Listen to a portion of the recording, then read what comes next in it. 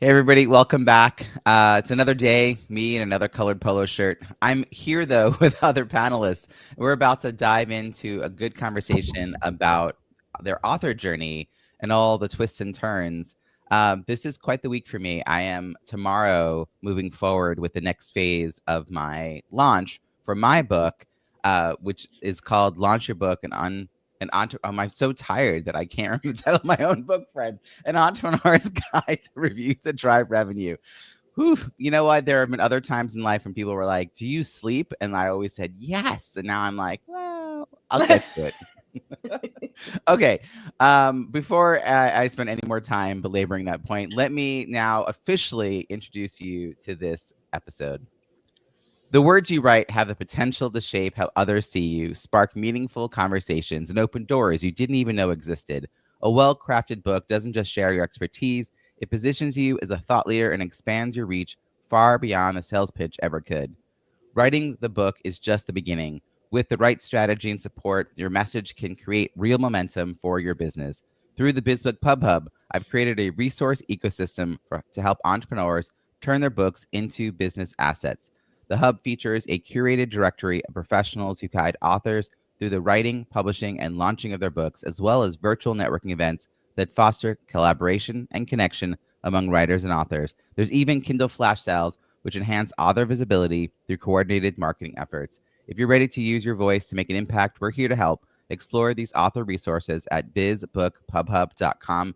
And now I'm super excited to introduce today's panelists who are authors in our upcoming Kindle Flash Sale.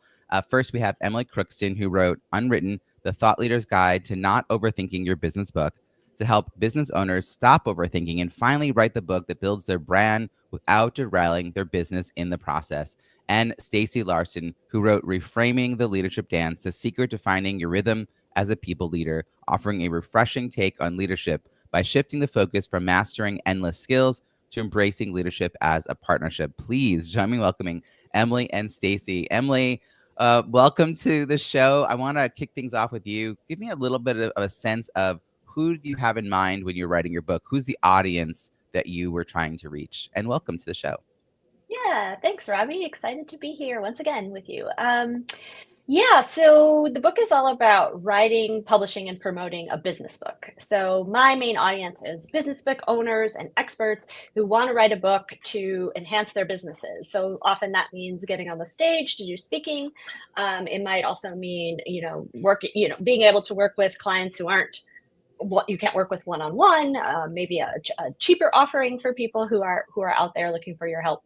But it's also for people who are thinking about whether to who are starting to write their book or thinking about writing a book someday in the future, or not even sure if they should write a book. It can help you decide that as well. This piece that you have in there, we've never really talked about this. Like, what is the piece that people overthink? Like, what is the question that they sit there and ruminate on a little bit too long before they finally take action, if they take action? Yeah. I mean, they overthink at every stage in the process, writing, Okay. publishing, promoting. And that can be a hard thing. But I think in the writing stage in particular, they spend a lot of time planning their book or thinking like, oh, is this going to sell, right? At a really early stage before they even really nail down what their idea is, or before they even go and do some market research to see if the idea has legs. They overthink the idea. They overthink the planning of the book. Yeah, at every stage they do it. They're almost talking themselves out of even trying to test the idea. Yeah, exactly. They put so much pressure on themselves that it becomes Hmm. this like big thing, like, oh, I'm writing War and Peace, as opposed to you're writing a business book. How does it fit into your business? That's the thing to focus on, right? How's this Hmm. book going to help you sell your services? How's this book going to help you get on stage? This is why I If you, like you so much. Like, we're so aligned around the yeah, purpose totally. behind the book. Right, right. The book is a marketing tool. Think of it that way. It doesn't have to be perfect. You can write another book later. I mean, all these things that I tell people. By the way, the idea of writing another book later is so far from their reality. Like they haven't even done the first one. Let's go over to Stacey, who's like, yeah, writing a second book. Don't even ask me yet. Okay. So Stacey, book number one in the bag, Reframing the Leadership Dance. Who's the audience you had in mind for this book? You know, Robbie, I really am writing to middle level and senior leaders, right?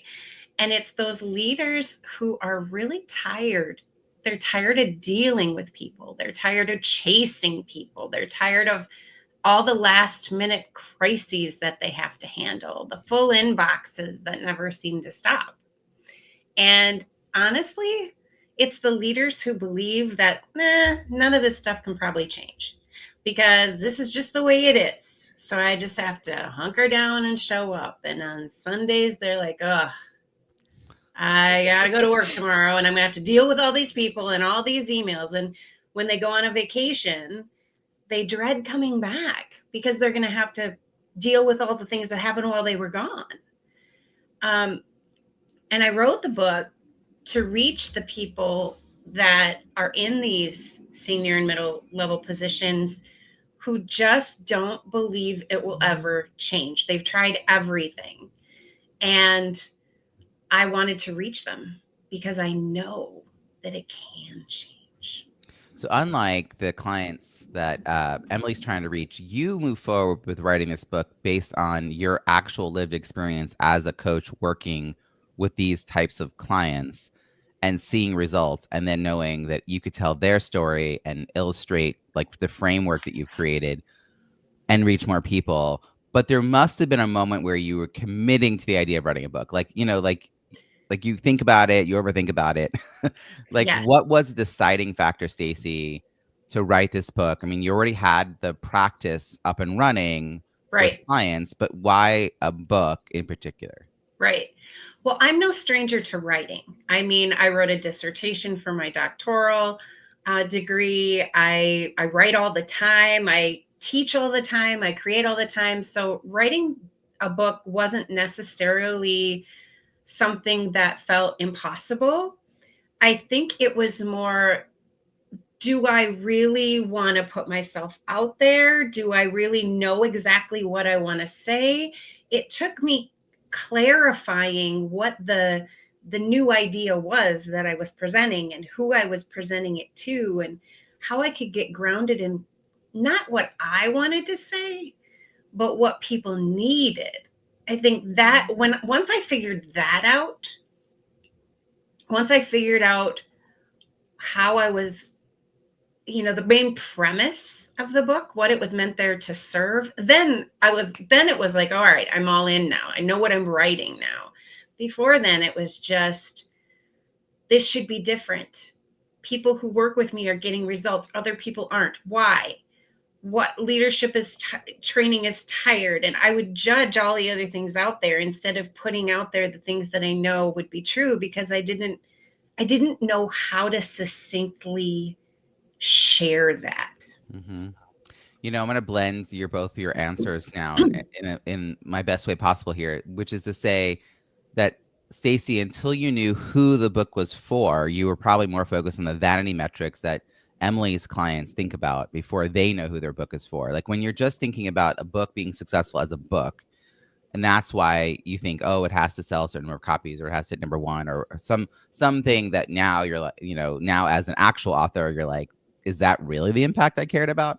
But for you, Stacey, when you realize who you were trying to reach and the message you had for them, then the writing process sort of unfolded for you because you had that clarity.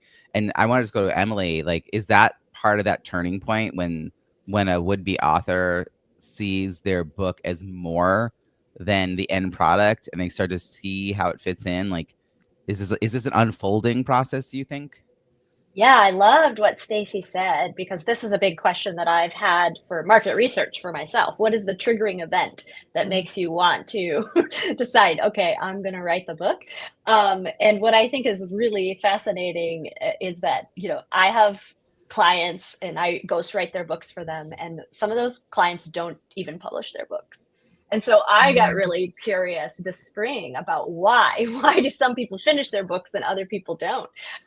And what I think is really key is that the people who finish see their books as the start of a conversation. They see it as dynamic. It's not the end all be all, everything they have to say about this topic. It's not like they can never change their minds. They're starting a conversation, and their book is really part of a bigger conversation that's happening, and they see themselves as a piece of that. And so I think, yeah, absolutely right. Seeing your book as being helpful to other people and valuable to other people is key to that. It's important to help you see, like, oh, this is how I fit into this ecosystem that right was here before I came. And because I do think people overthink that piece too, like, where do I fit in? And they'll go and read 10 books and say, oh, I don't know what's different about mine, and sometimes you have to wrap your brain around that before you can be like, yeah, I'm all in, like you said, Stacey. I've seen both extremes, and I've lived one of them. The piece that I lived was when I was writing my first book about networking at conferences. I had been speaking on that topic for maybe 7 years, so I had a large body of content that I had created, and I hadn't read all the books. I Yeah. had almost purposely, steadfastly not read, Yeah. Never Eat Alone or et cetera, et cetera. Like I just didn't read the canon because one, there's no such thing as a new idea. Like all ideas are just recycled ideas, right? Like I was afraid that the ideas that I had come to through my lived experience and the practice that I had created of working with people, once I read someone else's words, I would suddenly go, oh, that's someone else's quote now, not mine. And so I actually really just avoided all of that. And then the other extreme I've seen, and I just had this conversation a couple months ago with someone. She's talking about launching her, or she's talking about how she's been writing a book for like 2 years, and she lets it slip on this like get to know you strategy call that no one in her world knows that she's writing it. And I was like, ooh, this, like, I was like, why? Like, tell me more. And, Yeah. because it could be a few different reasons maybe, but the reason she had was she didn't want anyone to steal her idea. And that made me sit up because I was like, what? Then you're not known for your idea. Stacey, jump in. Yeah, this resonates so much for me because I think what Emily is saying about why, that shift, and it's part of a conversation that's starting. I think the biggest aha for me was I've got to back up. I'm busy posting content about how to fix the problem and what I do with clients, but I've got to back up. How can I get something out into the world for the people who aren't even knowing that the problem can be fixed? How do I help them go from the feelings that they're feeling and thinking that it's not possible, and not just say it's possible, but to actually dive in with them into, where were my clients now, where you are, and how do I talk to you as someone who hasn't decided to work with me yet, not just throw out the work that I'm doing with someone who's further along in the journey. That was a big aha for me. I had to back up and talk about the what, not about the how. Stacey, I shared your book specifically with someone who booked a call with me, one of my book launch brainstorming calls that I do. She said, well, it sounds like a lot of the books you write, Robbie, are very much how-to, and your clients have also written kind of how-to books. I'm like, yep, that's my lane. She goes, no, I want people to think differently, and I'm working with senior executives. I need them to think differently about leadership.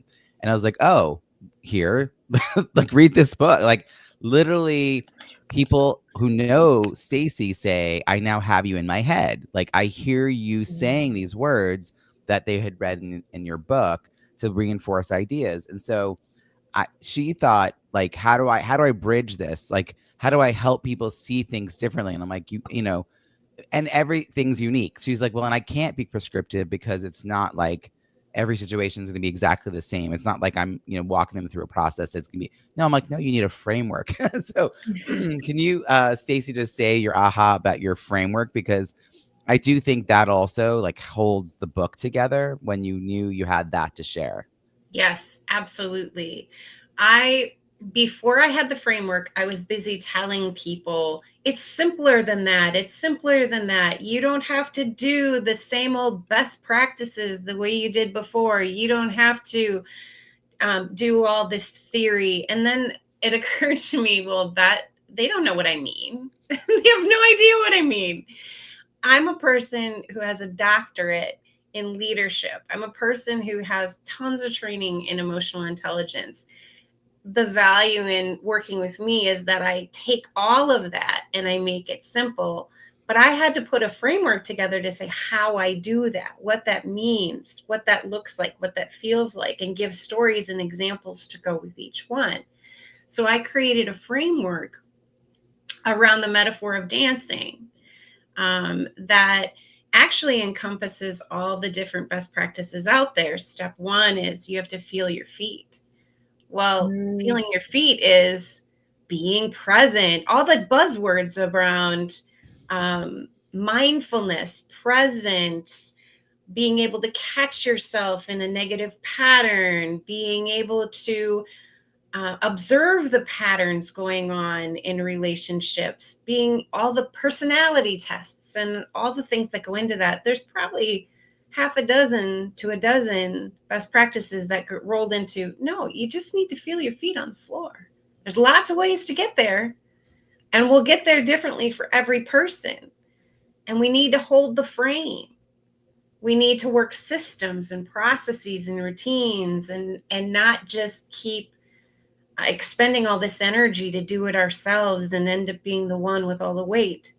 We need to connect with human beings, which is my third step, and calibrate with them, not just do measures that for ROI. It's more than that. It's how are we connected and dancing together, not dancing at each other. And how do we take the lead when the opportunity presents itself? Take the lead is step number 4. There's tons of best practices that go into that to be able to see them and take those opportunities and do them. But it's very important that we think about it as little micro moments that present themselves every single day, that we can do the self-reflection and the skills as leaders that we can put in place, and the EQ and all the things. It comes to us in micro moments. It's not one of those typical acronyms where suddenly you're going to start throwing, oh, I need to do J, whatever the letters are, and I need to remember what they are. I'm so glad you went through and explained a little bit at a high level about your framework, because while you have a particular audience you're focusing on, obviously it's applicable to anyone who's trying to relate in the world. And a lot of entrepreneurs who are listening could think about how that fits in with how they approach life. And Emily, I want to come to you in a second about your decision to write your own book after ghostwriting for other people. But there was something that got said earlier about the awareness that our prospective readers have versus us. And I want to just underscore that. I talked about this in both my second book, Small is Big Results, and my upcoming book, which I guess at this point is out when you're hearing this on the podcast. It's the idea that the little p problem that people have is the problem they have that they know they have and they're willing to admit. And our books have to be designed to capture the attention of that audience, the people who don't yet understand like the big picture problems that are going on. And so the next piece of this is the bigger P problem, which is the problem that us, the experts, know they have. And there could be a really big gap between those two for some people. Like they're shopping around for a Band-Aid and you're going to propose surgery. Like that's a big chasm. And after they become more aware in your book of the bigger problem and they get a taste of your solution, they then either are like, yeah, I could just do that on my own, or whoa, that's more than I could do on my own. And then they think about you as their guide. And then the last question is, do they trust you and do they have urgency? So it's just, there's an arc of this. And so, Emily, the question I actually have for you is, do you find that some people write the second book first by accident? And how did you decide what your first book was, knowing that that often happens? Oh my gosh, I have so many stories about this, and I love the way you're framing it. Sometimes you're offering surgery, and what they think they need is a Band-Aid. 100%, you have to meet your readers where they are. You have to bridge that gap for them. In fact, I'm full throttle on, like 3/4 of your book can just be explaining the problem and helping them see the problem and locate themselves in the problem. And then there's this dance, like Stacey's talking, to get them to the solution. But yeah, when I wanted to write a book, I overthought it the whole time. I was like, oh, I need to write a book about self-awareness and business ownership, like something very ethereal. I wanted to bring together all of my common interests. I used to be a philosophy professor. I wanted to write a book about philosophy and business somehow, and maybe someday I will do that. But I talked to a good friend and she said, what are you talking about? Your book is the thing you do every single day. You help people write business books. That's the book to write. And I was like, I don't want to write a book about writing. There's all these great books about writing. Stephen King wrote a book about writing. It's perfect. Go read that. But she helped me kind of think through how I help people transform. And that's the transformation I help people make, going from, ooh, I don't know if I can be an author, to my book is done and I'm ready to publish it. And so, once I reframed all of that in my mind, I was like, yes, exactly. Start with the problem. Start with the thing that I solve for people most of the time. And that's the advice I give to all my authors now. Like, what's the transformation you help people through every day in your business? That's your book. That's your TED Talk. Like, just like, keep it simple. Like, stick to those guardrails and you'll be good. Yeah. Yeah, it almost feels like because it's something we do every day, we almost can skip this, the low-hanging fruit of it, because we're like, oh, but so when I first started writing about networking, those earliest pieces, the earliest parts of my talk, the earliest blog posts, etc., that's the stuff that I moved on from, right? Because that's like fundamentals. And so I kept looking for like the newness of networking, the newness. Yeah. You know what people needed from the first book? They needed the fundamentals, like, Yeah. So I think sometimes not that we're bored of it, we're not as enthralled with that original early content. And we kind of forget how powerful it can be, transformative even, to help people think differently. And I like what you just said, spend 3/4 of the book explaining the problem and then give them a taste of what to fix. Yeah. We really have to kind of guide people to the point where they can situate themselves in that. Now, all of this would change. I mean, the way, this is a very healthy conversation. So I think it's the way we're talking about approaching books. It changes the question of what a metric of success is versus what I think, particularly Emily, because you work with so many authors, what are the metrics of success that most of your authors come to you wanting out of their first book before they've been educated about what we just described? The process could be like, what are they like? Oh, I really just want it to be blank. Like, what's the blank? The blank usually is a bestseller. I want to be on the New York Times bestseller list. That's what they say. And do you ask them about their budget? Yeah, exactly. Yeah, that's the first question. If you have you done any research on publishing one? Or also, I want to have a traditionally published book. I want to find an agent, and I want to go through the whole thing and be, a top selling author. And then I start talking about how, 1% of authors are actually New York Times bestselling authors. Do you think you're in the 1% or ready to do the work to get you to the 1%? Because you need to build the platform. You need to, the first question a publisher is going to ask you is, do you have 25,000, a platform of 25,000? It's probably even more than that now. I don't know. That's an older number. It's probably 100,000 now for all I know.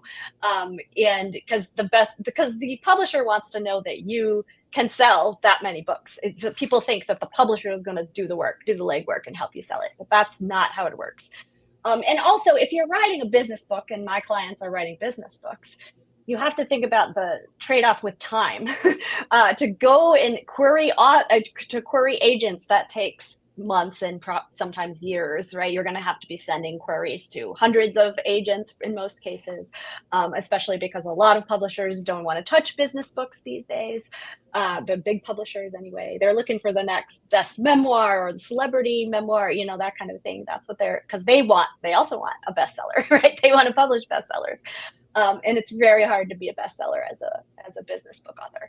And I just say, the metric that you should be thinking about is, how is this going to drive business? what is this, how does this fit into your business model? Can you see this book giving you a return on your investment? Because it isn't free to publish a book, even if you self-publish, especially if you self-publish. You're going to be paying for some of those services at least, right? You're going to pay for someone to create a cover for you at the least. You're going to pay someone, you're going to pay something to Amazon to put that book up on their platform.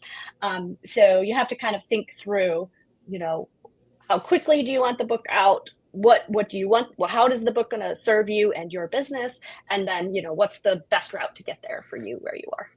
So Stacey, I feel like you pick up this thread really naturally because you have this aha moment. You and I were working together around when I first met you, I said something like, "Wow, you have a lot." Like you were listing like all of your services and programs. I was like, yeah, a lot of ingredients to work with. What are we making? Like, what's it called? What is this dish called? And then you have this book that you had just put so much effort into with this new this talk about dance, this metaphor. And so talk a little bit about how did you connect the dot between the book and the business? Like you created a really nice pathway from one to the other. What's interesting about what shifted for me is that I started thinking about, I just want to connect with more leaders that I don't know who need to get my idea. I didn't want to be a bestseller, but I wanted to connect with them. But to your point, Robbie, like I didn't know or wasn't even looking at how am I going to serve them once they find me through the book. It hadn't occurred to me to be ready for that. I was so busy focused on getting the book written. Yeah. And what connected the dots for me was the questions you were asking me around, how do I start to actually serve those people when they show up? And how do I put together an intentional strategy around how I take the services that I'm currently providing and connect them to what I'm saying in the book and what might be the natural progression through my services that they might be. And you know me, I resist anything salesy. I resist anything marketing like. So I'm the person who's like, I don't want a pipeline. I don't want to go one way with the connection of the dots, and everybody has a different journey. And so I'm like resisting everything. I'm busy doing that. And you were busy listening to me saying, oh, well, of course, you can see that from all of your stuff. And Stacey, you need to have a plan. You need to tell them where they need to go next. How are you going to do that? And the aha for me was, oh, I can still be me. I don't have to be salesy. I don't have to have a traditional pipeline and yucky spreadsheets and all that stuff. I just have to think about how am I going to serve these people? Yeah, I think the questions that I asked you when we first talked about your book, it was at a networking event, and you were saying, oh, my book's almost ready. It's almost ready. I'm really excited. And I was like, awesome. So if I'm reading the book and I'm super excited about it, how do I find you? And what's the next thing I do with you? How does the book fit in with the overall business plan? Now, you had just been telling us about the book all excitedly. Like you could describe the book. Obviously, that's your expertise. But you got a little stalled on your answer to that. Like, how does it fit with my business? Like, I have a business. I have things I sell.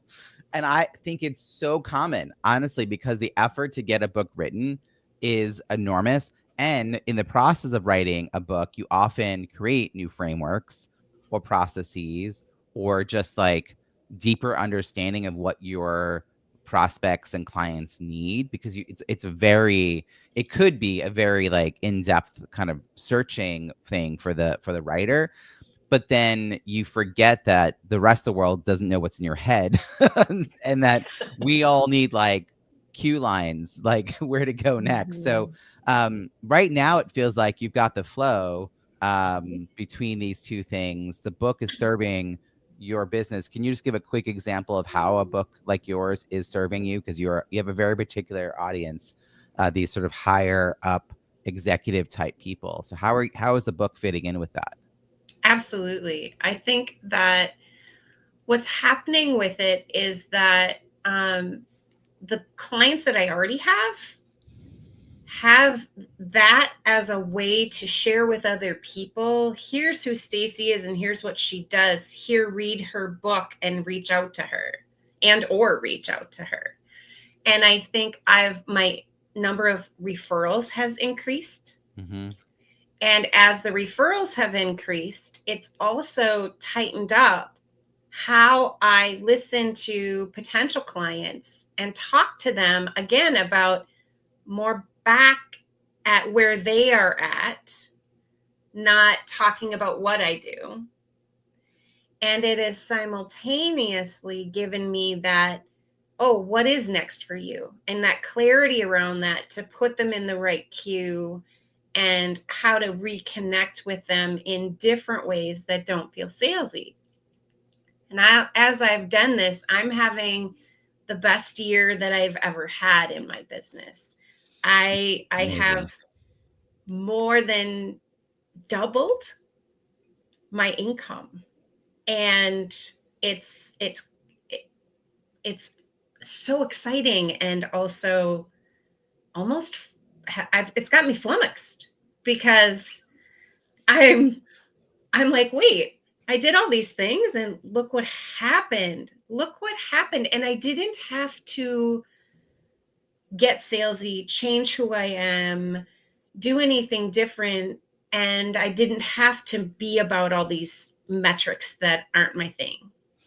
Yeah, there's a lot of vanity metrics out there. There's a lot of shoulds, a lot of like you musts and shoulds and shiny objects that I think we fall prey to, me included. I mean, definitely everything I rail against today, I probably stepped on that pothole more than once along the journey. And I love what you're saying. I'm so proud of the work that you've done, and I love the outcome you're getting. You had the added benefit of we didn't just do a book launch together, but we were doing a coaching engagement. And I just want to mention that in the context of this, because something you did really well and others can do on their own or with me is the after part. But it wasn't your first instinct. I think you got off the call for the launch party and you emailed me like, okay, so next I have to do social media posts. I can't remember what the other thing was, but it was like, and I was like, you have a list of people that were engaged with you for the last 2 months, and you have to identify who you're going to talk to. Like, I was like, no, these are like follow these few ideas, and you were like, oh yeah, that makes sense. And then you like blew up money wise, like all that work for 2 months like actually paid off. But I could also see people putting all the work in, and it like, it's almost like you're like, yay, top of the mountain. Why am I here again? Like, what was I doing? And then like being, oh, okay, I guess I'll just walk back down the mountain. It's like, so I think that shift, and now it's so smooth sailing, like you're flummoxed by how smooth sailing it is, but it's the work you put in. But there were some like strategic points where I think people missed that boat because they're so focused on, I don't know. It's like the book is done. Okay, yay, we did this book. Emily, you probably see this a lot in your line of work. What would you add to this conversation about the vanity metrics versus, metrics that move a business bottom line, and how you help? What are the questions maybe you're asking people to help them start to shift that thinking and focus a little bit? Yeah, it's a great question. I mean, one of the things I say in my book is, you can start promoting the book as soon as you have the idea. You're absolutely right that people are always worried that someone's going to steal their idea, but I just don't think that happens as much as people believe it does. And in fact, the more momentum you can create while you're writing the book, the more excitement you can build, the easier it will be to sell the book when it's ready to launch, and the better launch results you'll have. So I always say, look, you're writing a book. The writing process itself is hard. You're probably going to have some days where you don't feel like writing. So go do some marketing, right? Go think about the marketing plan. Go think about your promotion. Keep people in the loop. Robbie does an amazing job with the launch team of keeping us in the loop about what's happening, and, touching points, having touch points with us along the way. Because, as much as you think you're top of line because it feels like, oh, I'm emailing people every week and telling them about this book, they must be so sick of hearing about it. not everyone reads your emails, right? Just look at your email open rates. Like, you can keep talking about it. You can keep, it's okay. That's the psychological piece that I always warn people about, because you feel like you're talking to death your message and everyone already knows your message, but you're in your head, right? It's the same problem as writing the second book before the first book. You're writing the book that you want to read. You're not writing the book that your clients want or your readers want. And so you have to also think about that in terms of the promotion. I think you have to think about from the point of your, the touch point of your audience, what do they need from Emily, you? that piece you said about people, like you're picking up the thread I had said earlier about there are people who are afraid to share their idea out loud because they haven't written it down yet. And when I had talked to this person, I was like, how do you know it's a good idea? How do you know people need this? How do you know it works? Right. So like if you're not known for it, it also means you haven't been doing it. Like you have to, like, why write a book about a piece of content that you have not validated every single way you can think of?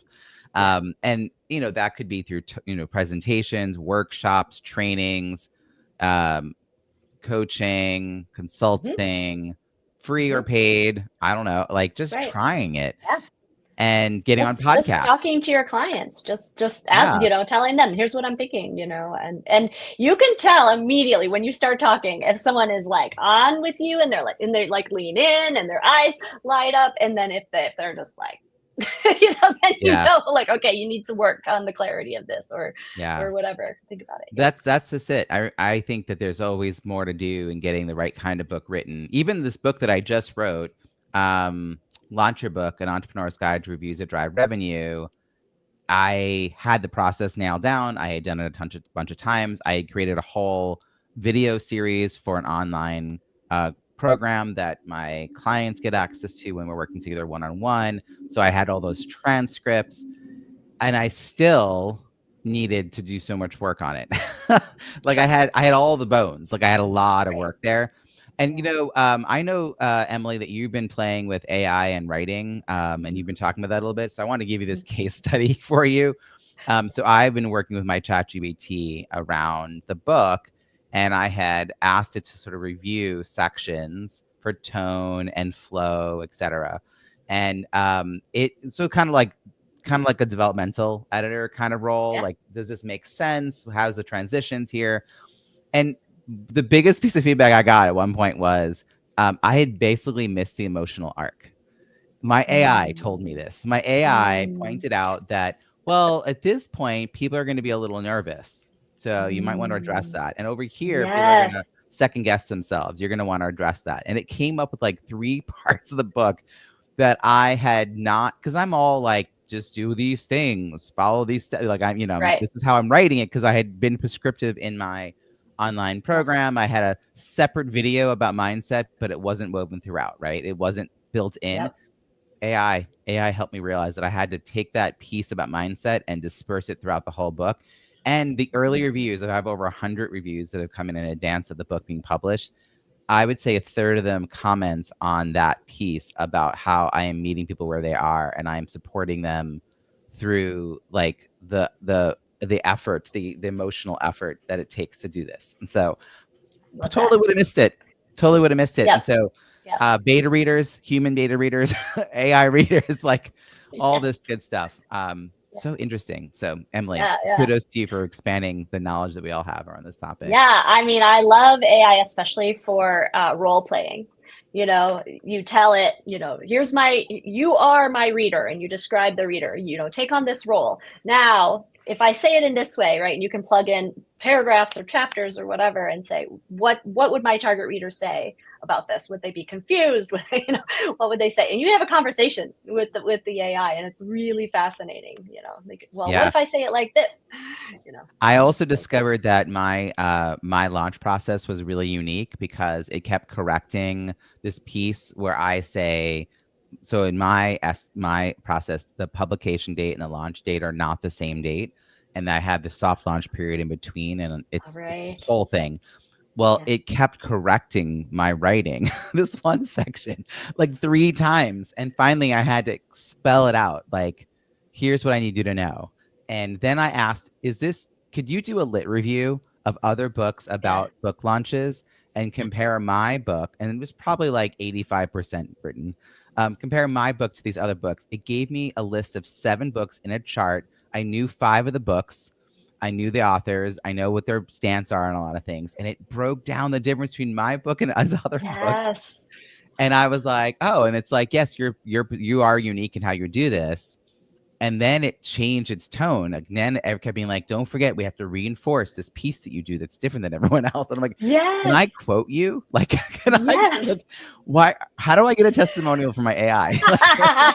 Totally. My AI says I'm smart. Like, it's a lit review.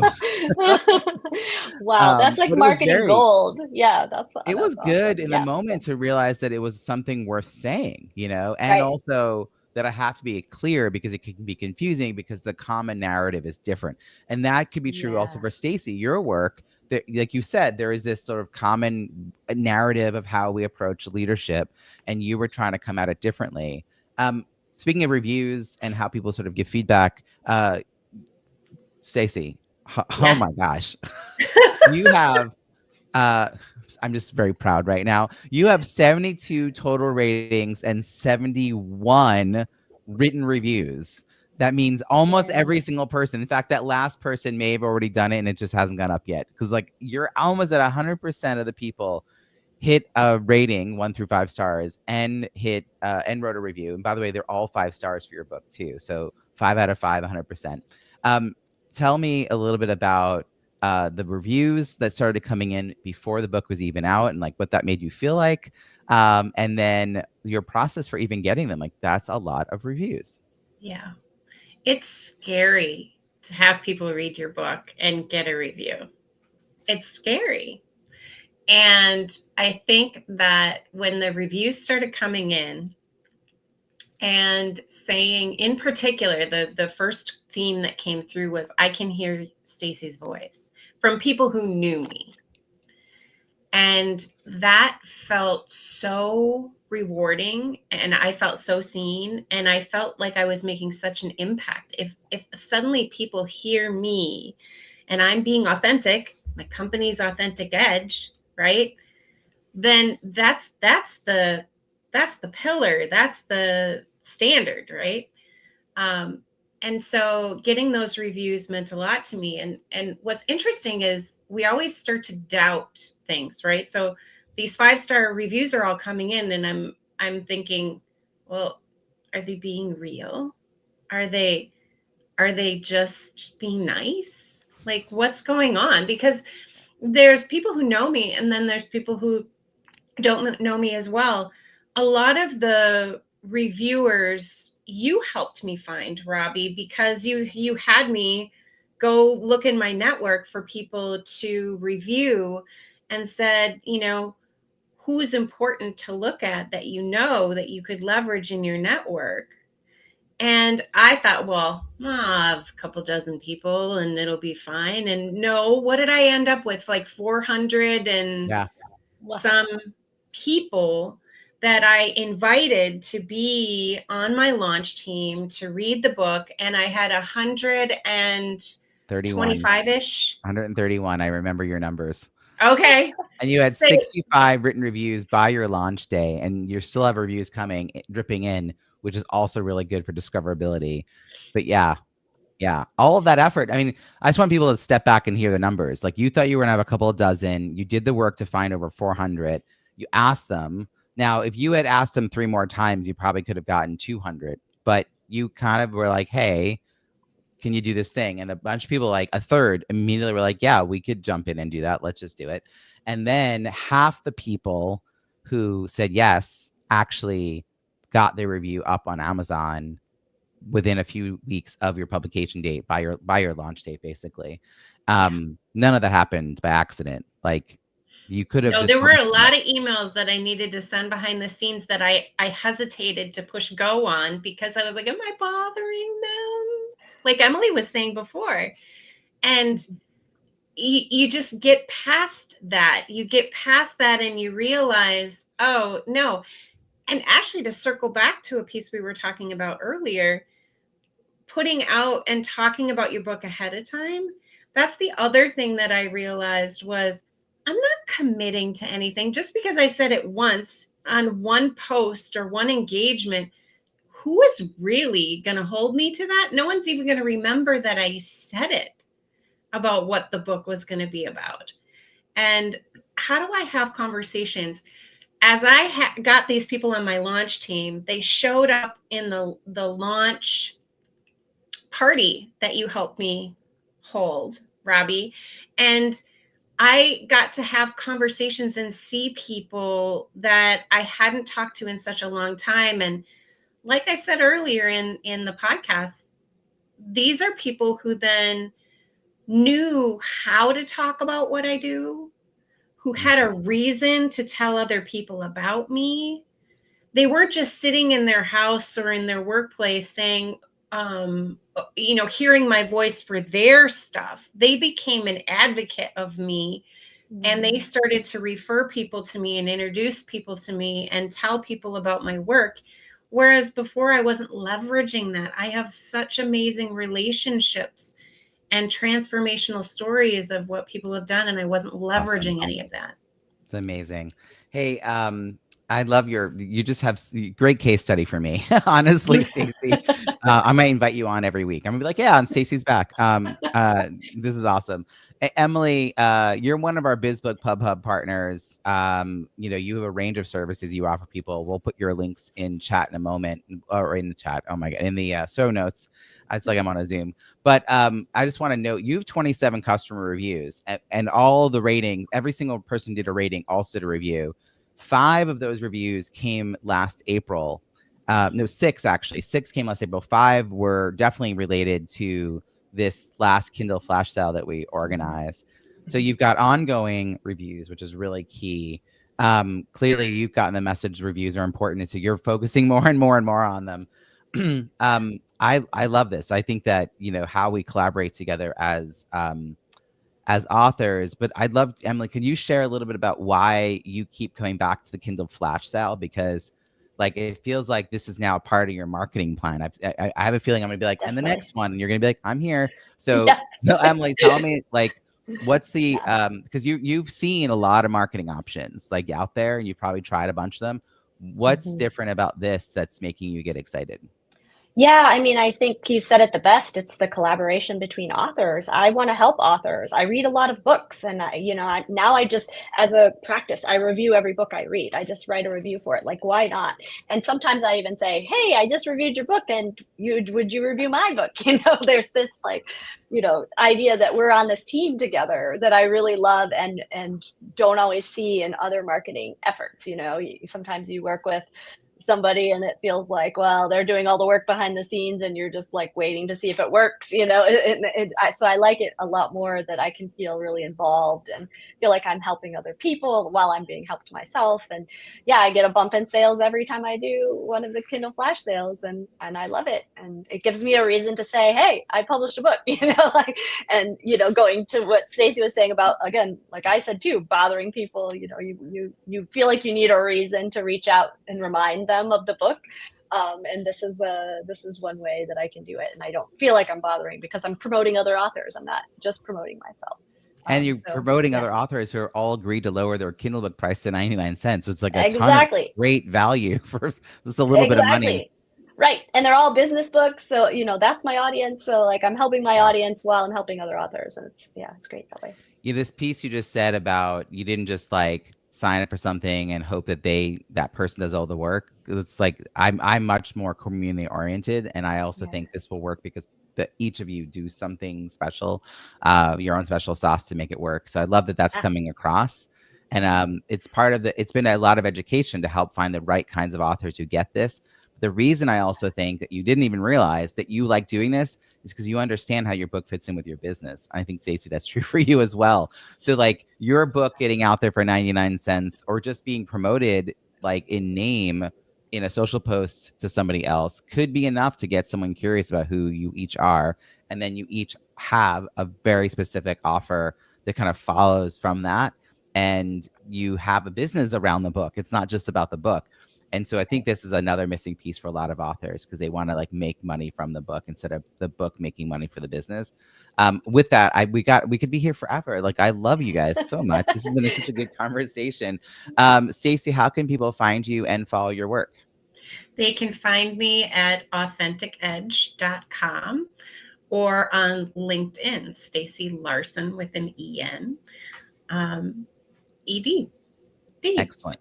We'll put all those links in the show notes at bizbookpubhub.com, including to your YouTube and your book. And let's go over to Emily. Emily, where can people find you and follow your work? Yeah, my company is called The Pocket PhD. You can find me at thepocketphd.com, and you can find me on LinkedIn. It's Emily Crookston. I have to say, it's like one of the cutest names I've heard of. Yes, I have a PhD in philosophy. We didn't talk about that either. Yeah, it's adorable.